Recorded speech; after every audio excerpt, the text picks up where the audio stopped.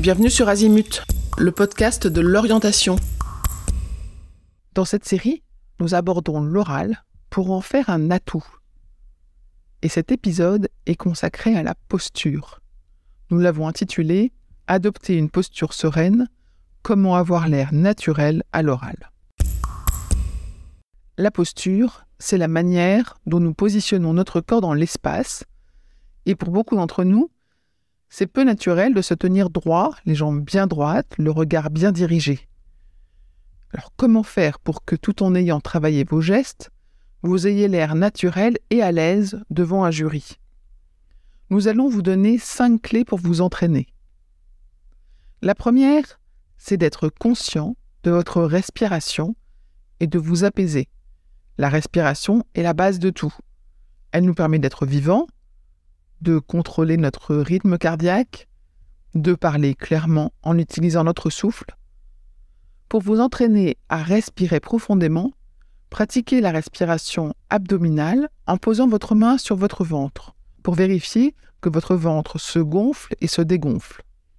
Et comptez sans vous forcer 4 secondes d'inspiration et d'expiration, et vous pouvez aller jusqu'à 7 secondes. L'essentiel, c'est de vous ramener au calme. Ça y est, vous respirez calmement? Alors, deuxième étape, la stabilité de votre corps. Elle commence par la stabilité de vos pieds, ce qu'on appelle l'ancrage au sol. Voici un exercice pour le pratiquer. Imaginez que vous êtes un arbre.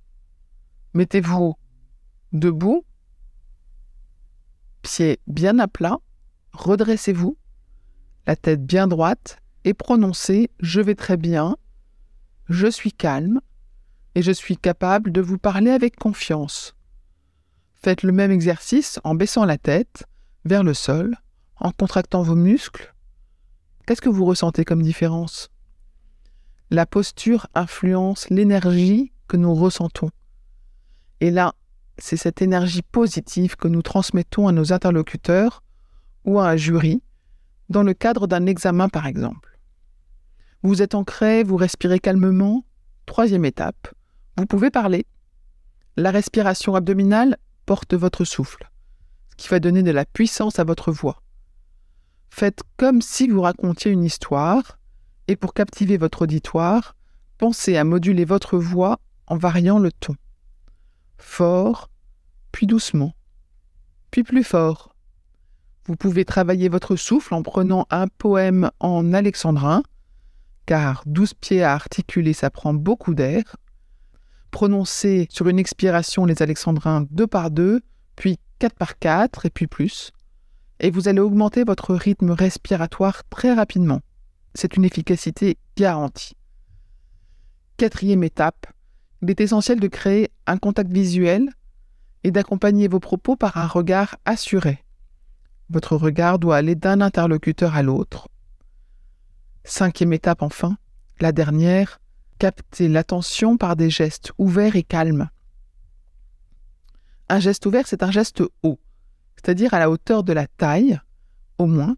C'est un geste rond, les bras arrondis, les mains tournées vers votre interlocuteur pour accompagner vos convictions.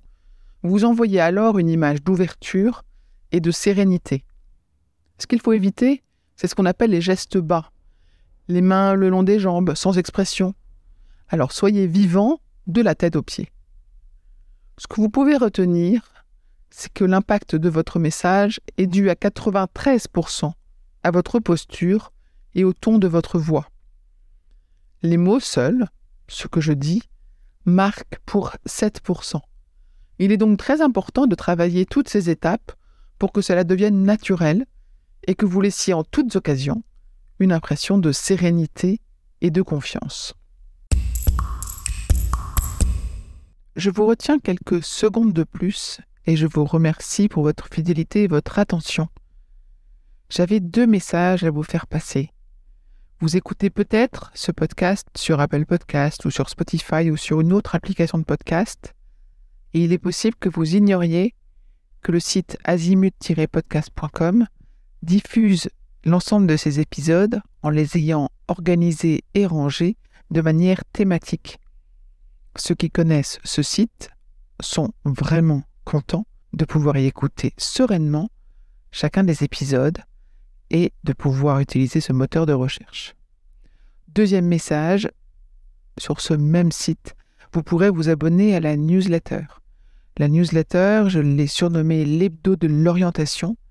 C'est une newsletter qui, comme son nom l'indique, est envoyée chaque semaine, le mardi pour l'instant. Et c'est dans cette newsletter que vous trouvez les indications des nouveaux épisodes, des guides que nous diffusons et de temps en temps, nous vous annonçons les masterclass, les ateliers, etc. que nous organisons. Bref, je vous conseille vivement de vous abonner à cette newsletter. À très vite et encore une fois, merci de votre fidélité avec Azimut. Parlons orientation.